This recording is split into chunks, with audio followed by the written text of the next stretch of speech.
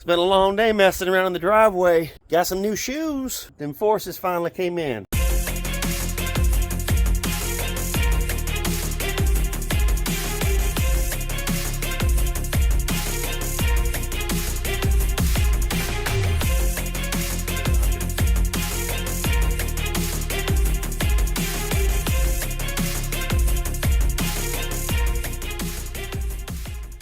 What's up, guys? We are back at it, continuing right along with the Sierra 2500 Denali build. You're watching DIY Dozier. Stick around, let's see what we get into today. Well, these guys just arrived, and are they pretty or what? I am going to put some polish on them, seal them, make sure that they stay protected, and then we're going to slap them on the truck. It's been a long day messing around in the driveway. Look at them, nice and pretty. Got them polished and sealed, ready to go. Keep the road grime off of them. All right, so I've got this little board detached here from the license plate frame, and my new LEDs have arrived.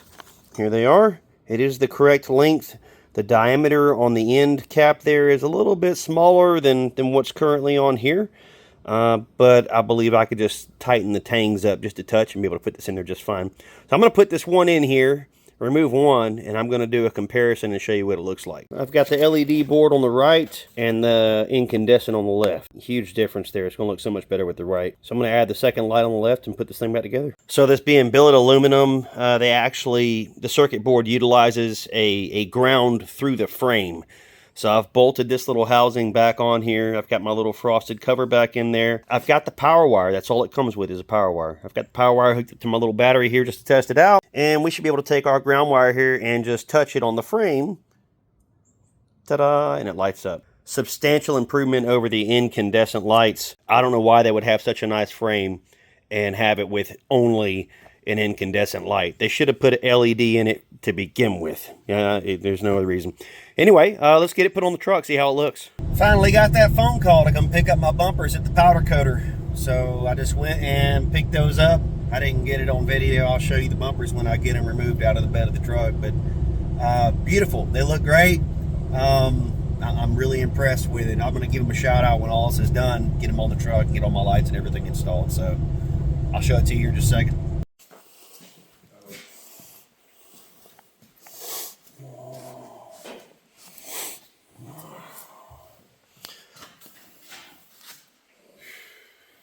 All right, so I got the bumpers back on the truck, front and rear. I do not have any lights currently installed in it. I gotta say, the welds look amazing. The bumper looks fantastic. The powder coat job looks also great. It is, I mean, pretty much spot on color match with the pearl white. So this is the front and this is the back. Very nice on the trailer hitch, the trailer light plugs. It doesn't even move, super snug. So I had my buddy Thomas Broach at Broach Works Fabrication do all the fabrication on this, the welding. This is a move bumper, obviously, so it's a DIY bumper kit, but put it in the hands of Thomas and he came out here and knocked it out. Did a couple little additional things. You know, we put these little beauty plates in here on the side to make sure that, you know, it didn't look so unsightly. Did a little bit more work with the parking sensors. There is no directions or anything to talk about doing this. It was measured out good. We have the sensors. I'm just going to get out of his hair and get this thing back to the house and put it back together myself. I didn't want to take a whole lot of his time. We did flare the side. When we first put this thing together, the bumper stopped right here and it went straight in here. It didn't flare out. And I didn't like that because it didn't sit right with the fender flares. So we decided to cut the bumper, pull it out of here, and weld it back together and put a filler panel in there to make sure that it meets the side of the fender flare. So anyway, it looks really good. Again, I'm in Smoke Rise up in Hayden, Alabama. If you guys are in the Birmingham area and you'd like to get any kind of welding or fabrication done, you got to come see Thomas Broach. Broach Works in Fabrication. So he works on a lot of Jeeps, roll cages, stuff like that. Fantastic work. Do a little bit of everything, man. You got a grill you need fixed up, or a Jeep or a buggy, rock crawler you need worked on, race car or whatever. Do a little bit of everything. Got a Facebook, Instagram. They're both linked either way you find them to go to the other one. Got a small line of Jeep parts for a website to buy, but mainly it's just word of mouth and kind of projects like Adam's deal here. Really like the Move bumper stuff. It's pretty cool little kit. It's one of the nicer DIY bumpers that I've put together. Glad he's happy. It turned out really good, and he'll have a pretty slick truck here in a couple hours, right? You gonna have it all done? Yeah. Yeah. So Thomas works together with Neil Pierce, and Neil Pierce is Pierce Powder Coating, also located out in Hayden. and he actually went as far as taking the bumper. He did all the fab work. You know, I came out here, you saw it in the video, we mocked it up, I helped him out. It's nice to have an extra set of hands to give you a hand with something like that, but I left it in his hands.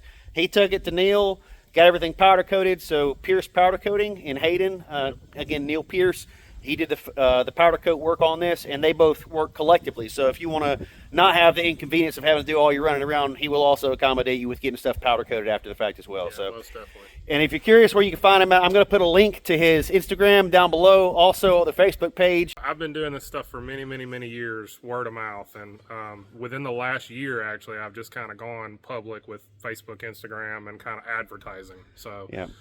Still not my day job. It's kind of a side gig for right now, but we're growing it. We're getting there. So hopefully one day we'll be able to call it a day job. So. Yeah, he's got a good thing going, so I'm appreciative. Everything looks great on the truck. Now I got to get this thing back to the house. We're going to slap some sensors in the front end, get all the lights put in, and get the RGB backlighting and all that stuff handled on it. So stick around. We're back in the garage, and I skipped sharing this process with you. It's really cold, and I was trying to just get some stuff done. I can't put my pod lights in the front bumper yet, or the rear bumper, or put the light bar in yet, because I still need to get these painted. These little bezels are the ones that go behind the glass inside the housing. They were black and everything needed to be white. So what you missed already that I've done is I took some Bulldog plastic adhesion promoter, and I went ahead and I did one coat on the entire surface here. Everything was wiped down. Put a coat of this on there, came back, put another coat on it after it flashed, and then I came back and added a primer filler. It's sandable. Put this on there, and it has dried, and now it's time for our first stage of our tri-coat paint. So we're gonna have a base coat, which you're gonna spray first, and then after that it's gonna be a mid coat, spray that, and after that will be a clear coat. So I'm gonna go ahead and do the base coat and then show you the mid coat. All right, so looking at the can, number 2, that's the second coat. Number 2, we're not gonna do that one yet. That's the mid coat. Our base coat, our number 1, this is our base coat right here. So we're gonna go ahead and coat everything with this first, and then we'll hit it with the pearl, and then we'll hit it with the clear. Here we are with our first coat of the base. It's the white. This is going to require probably 3 coats. It comes out really fast. I don't want it to run. Probably 3 light coats to get it. I now have a total of 3 coats of the base coat, which is the white. It's currently flashing. I gotta wait for this to dry just a little bit. I'll come back here in about 30 minutes, and I'll go ahead and apply the mid coat. I got these back from Powder Coat today as well. They look amazing. The pearl white matches the truck perfect. This is gonna look so good on the new lights inside that bumper. It is time to apply our mid coat. So I've got our second coat, our second can here. You see GMC number 2. Give this a good shake, and we're going to go ahead and get this applied. And already with 1 coat of the mid coat on there, it's pretty much a great match already. It looks really good. I'll do another coat of the mid coat, and then we'll be moving on to clear. So we have all of our mid coat done, and I've already went ahead and applied the first coat of clear, and it's looking pretty good. We're going to do 1 more coat of clear. I'm not doing a whole lot of clear on this. They're going to be protected already behind a piece of glass. So I'm doing the clear more or less so that I get the gloss finish. But even then, if it was flat white, it would still have a gloss finish because it's behind glass. The glass would give it the gloss appearance. Either way, I'm going to put 1 more coat of clear on this, and then I'm going to leave them alone for the night, let them dry, cure, and then I can start assembling these lights tomorrow. I have laid down the final clear coat. It is drying. We have a perfect match. Let's let this dry and get back to it in the morning. We have a very good color match here. This looks great. Fantastic. I can't wait to throw this together. If you haven't figured out by now, I like to go down the rabbit hole with things. I took a paint pen and I painted this screw white to try to match, because when I put the covers on the lights, the pod lights, these black screw heads are going to look like an eyesore in the middle of that thing. It's going to have a little black dot in the middle. I don't want the black dot. I'm going to get some tape here, and what I'm going to do is lay it out across the bench, and I'm going to lay all the screws on the tape, and I'm going to sandwich it with the tape and take the tape and put it up here in a vise, and I'm going to paint the screw heads across that. That way they match. I'm going to lightly paint them. I do not want paint to get inside the screw head, because then we're going to have a bad day when I can't get the screwdriver inside the head. So let's see how this goes. All right, so I've taken a piece of tape, I laid it flat on the table here, and then I pressed the screws down one at a time onto the tape. Took another piece of tape and laid it across the top of that, made a sandwich. So now it's all one piece. I'm going to take this out, put it in the vise. There you go. So I'm in the vise, took a piece of cardboard, laid it down to keep overspray to a minimum. Just going to give it a very light spray across there to get the tops of those screw heads white. Boom. Just like that. All the screw heads are white. I didn't fill them with paint. There's still plenty of room to get in there and grab that screw with the screwdriver. Looks good. So whenever I put the screwdriver in and actually tighten it down, if the paint comes off at all, I'll just get a Q-tip and I will get some of that paint, put it in a little container, and I'll just dip the Q-tip and just touch it. Just touch it on the screw head. And we are now about to continue further down the rabbit hole. I just put the white screw in the middle in there. Got the white plastic piece painted in there. Got this bezel on the outside. The black you see around the inside corner, that is the weather stripping gasket. There is no painting that. It is what it is. But the bolts that go in these holes here, there they are. Guess what? They're black. I'm going to have to paint the heads on those as well. A little bit further down the rabbit hole we go. The things we do for the, the little nuances in our building of our vehicles. You know what I mean? So I guess now I'm going to get all these screws from all the lights, and I'm going to do just like I did over here with the other ones. So I'm struggling a little bit to get these parking sensors in this front bumper. What I have here is Gorilla Construction Adhesive, all-purpose and weatherproof, resists water and all that. I bought that. I put a bead around the outside and stuck it on the bumper. And I had something propped up against it at first, but it wasn't holding. Here's your something. Whenever I paint, it's just a paint stand. I had it leaned up against the sensors, and it just wasn't quite doing it. It's, mind you, it is. I guess it's about 38 degrees outside right now. So I took the sensors back out, caked up a good bead around there, and then came over here with my heater that I've got, and I just held it in my fingers in between the heater there or in front of the heater, and got it good and warm. And then I came over here, and when I stuck it in there, when I put it in the hole, it pretty much grabbed instantly. So I put it in there, it grabbed, and I squeezed it down. Any squeeze out that came around the edges, I've got a shop rag and I just wiped it off around the edges. It's nice and clean. There's nothing protruding from the edges. Anyway, I'm not putting the sensors in today. I want to make sure this is fully cured. So I'm going to go ahead and let this set up till tomorrow. I'm going to move on to the back bumper, knock out the back bumper sensor bezels.